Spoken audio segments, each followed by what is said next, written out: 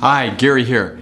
You know, there was this romantic comedy, Failure to Launch, that came out in 2006. Stars Matthew McConaughey, who plays a 35-year-old living at home with his parents, and he's basically lazy and entitled and selfish. And they hire Sarah Jessica Parker, a therapist, to get him out of their house. You know, so I was thinking about that and how we may believe some of the millennials are. Now, millennials were born between 1980 and 1996, but actually when you look at the millennials, they're diligent, conservative, and cautious. You know, so how did they get that way?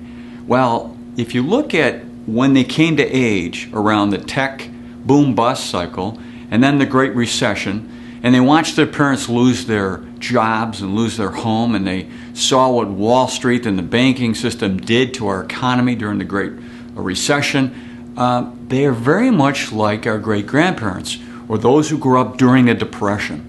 Very cautious.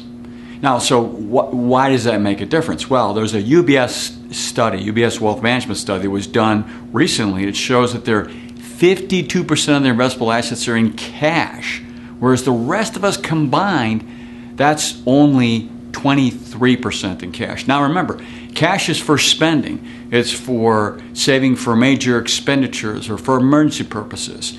So they really are situated in a bad place. And there's two major differences between their grandparents and them. First is, their grandparents could depend upon pensions coming in. You know, everybody got a pension, went to work and they got a pension coming out. And number two, Social Security. Now, Social Security's here now, and maybe it'll be here for another 20 years, but I can tell you to a person, none of the millennials believe it's going to be here in the future, whether or not that's true or false. But they really can't depend upon these two things. Now, the rule of thumb when you're saving to be, you know, financially independent by the time you get to age 65 is you want to invest about 10% of your earnings every year, starting in your 20s. And if you do that, in the old days, that would work out. Today, it's more like 15%. And if you keep 52% in cash, you're talking 20%. And you got to start early. Well, so let me give you an example.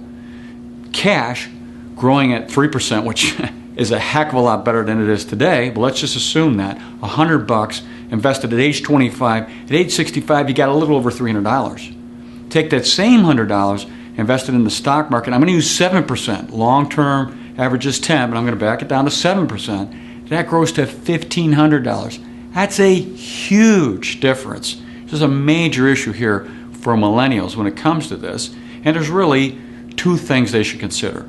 The first one is they should start early, and they should do at least 15% because they can't depend on these outside sources of pensions and Social Security. And number two, they need to get educated because obviously most of them are looking at the world a little differently. They're not looking at the way we look at the world. And they may need to have an advisor to help them understand why they'd want to be in stocks for the long term, for long-term goals down the road, or get educated about how this all operates.